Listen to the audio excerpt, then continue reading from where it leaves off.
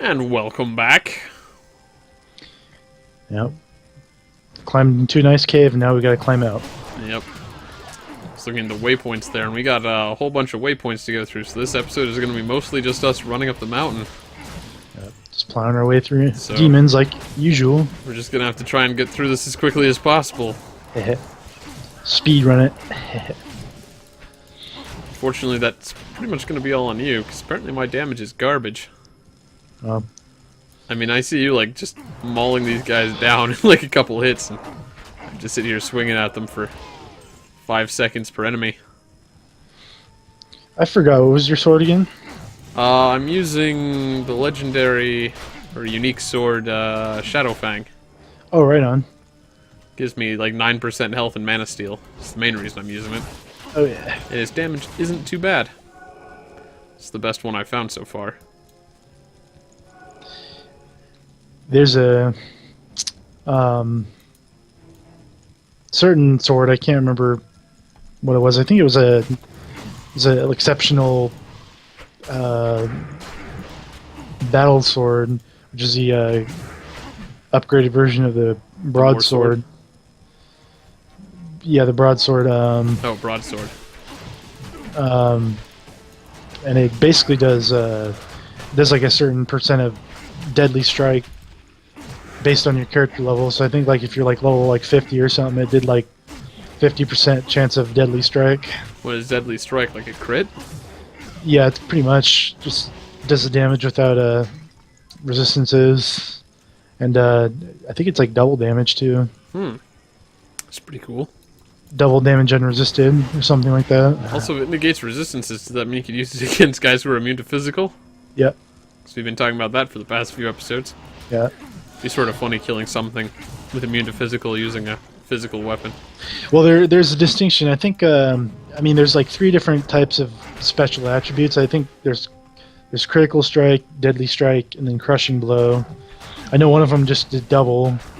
The other one did like double and then negated resistances, and then another one did just negated resistances or something like that. But I know that crushing blow was mostly on maces though. Yeah. Well, I can see that. Crushing blow actually would be a decent thing to have on maces.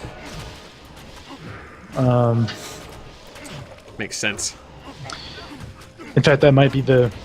I'm not entirely sure on that. It might actually be... Well, what just hurt me really bad? Something just took like half my health. Let's make sure these are on. I have no idea. We didn't run into any Stygian. Yeah, I don't know what happened. Just looked down and my health was half gone. It's like, what?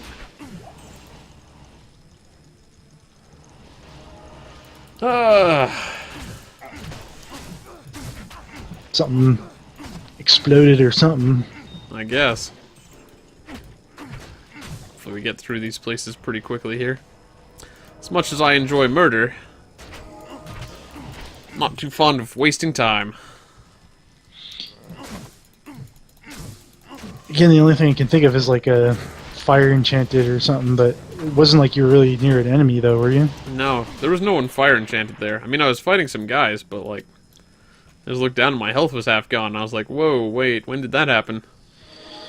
Well, we found the way back into the Sweet. open nature-y part of the world. So now there's another waypoint around here somewhere, which we don't really need. I won't care too much if we miss it. This is the most snowy area we've seen yet. Well, we are ascending a mountain. Yeah. I always like the kind of weather effects too. Like, it's too bad it's not like a blizzard right now. Are you asking for a blizzard in a blizzard game? Yes, I am. It's not like we wouldn't be running any slower. It would actually be kind of cool. I know they do have weather effects. It's like mostly in town though. I think like mostly in Act 1 they had a lot of Act 1, Act 3 had a lot of weather effects. But I know they also had a in Harrogath sometimes you see it snowing. Yeah.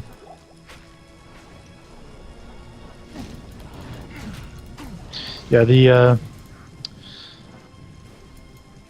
weather effects are always really cool in games. That's one of the things that a lot of people were asking for in City of Heroes too. Oh I yeah.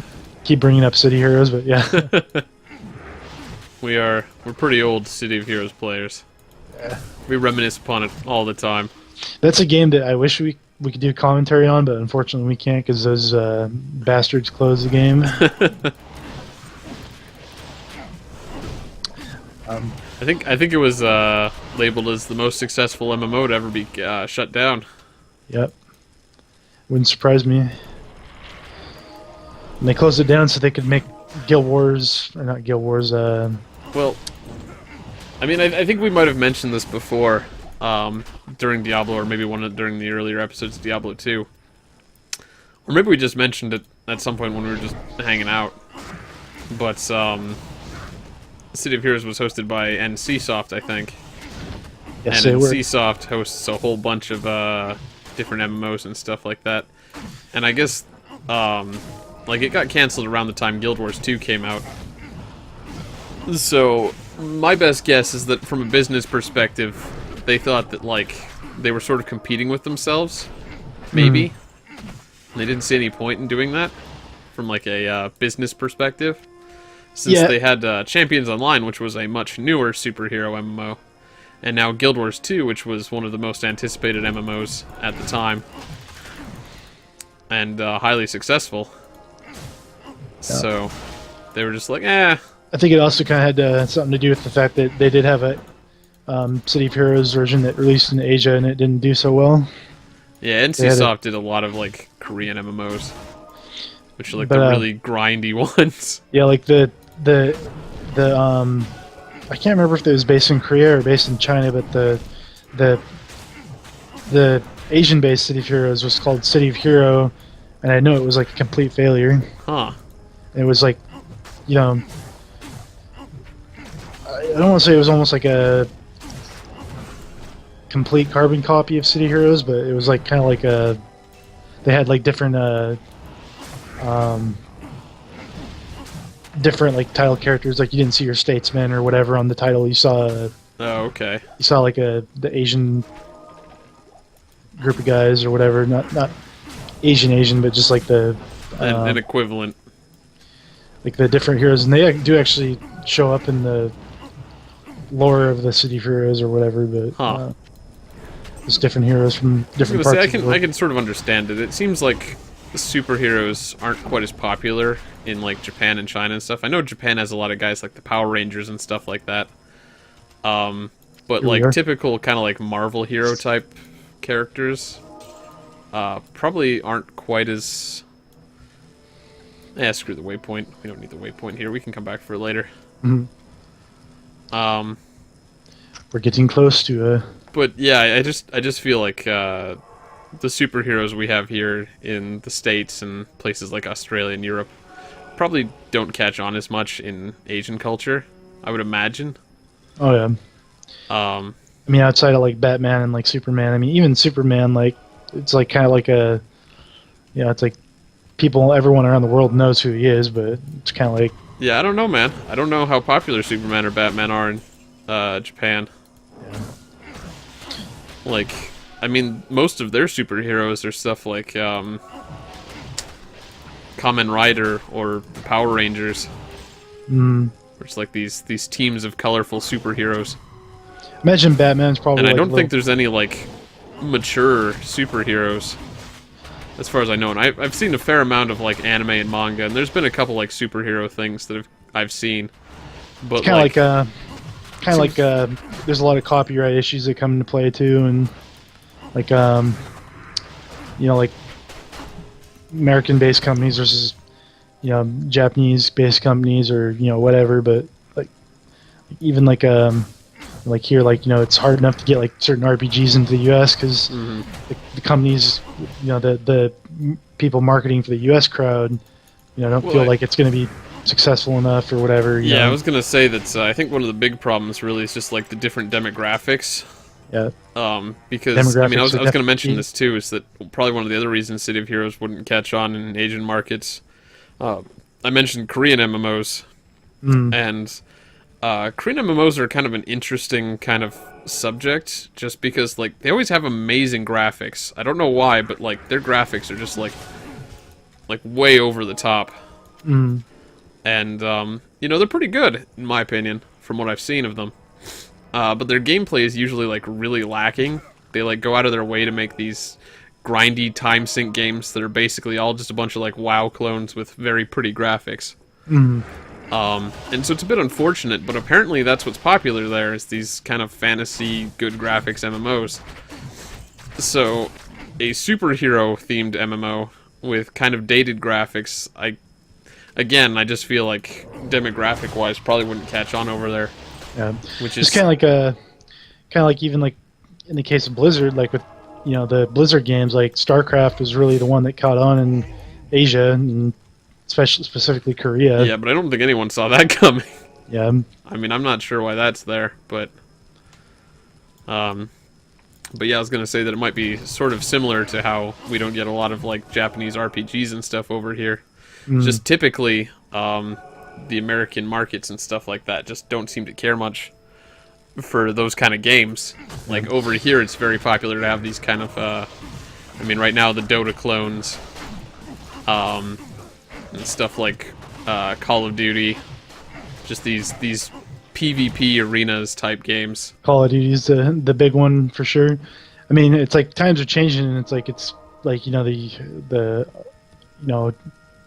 the market base and demographic, everything considered, there's certainly fan bases growing and whatnot, but I think it's probably like the U.S. certainly expanding a little more, but in foreign countries, who knows? Yeah, I mean, like, I really can't say, like, especially because you can't really generalize, right? Like, you could say that RPGs don't do well in the U.S., but I happen to really like RPGs. Right. I mean, and of like, course, yeah, there's always going to be those people that are interested in it. Yeah. So it's not like, you can generalize and say that Korean people don't like the City of Heroes. It's just that, apparently games like that aren't typically successful, and maybe City of Heroes wasn't successful. The catch owners at NCSoft saw a number on infographic and decided that it was a smart business decision for whatever reason. Well, as far as I know, that's the way business goes, is you just look at it and you're like, this isn't profitable. I can't keep doing this if I'm not making money off of it, because that's just bad for everyone involved. Yeah. I mean, as much as, like, I like the idea of, like, the fans creating that Kickstarter, or whatever, the City of Titans, like, I really don't have that much faith in that. Yeah. I mean, like, it's going slow, and it's made by fans, and, like, it'd be cool if it works out. Even if it was like a carbon physical copy of City of Heroes, like, and you could go back and play it almost exactly the same way as City of Heroes, it still wouldn't be as good, and it still wouldn't be the same. So, I hate being frozen. I'll save you. Well, hopefully. I think you could probably save yourself, but I mean, I'll just sit here tanking these guys until either I win or you come along. it's another thing about, like, again, like, attack speed, and like, your spells aren't affected by attack speed at all. Your skills, I should say, like, caster skills, like, if I was completely frozen, my bone spear would still be shooting at the same speed. And it would still do awesome damage per second. Yeah. How much damage are you doing right now, anyway? Let's see. 25 to 101. Okay. It's probably a lot lower than yours. Only a little bit. Is that why you're not saying it? Let's just say it's near 300. Jeez.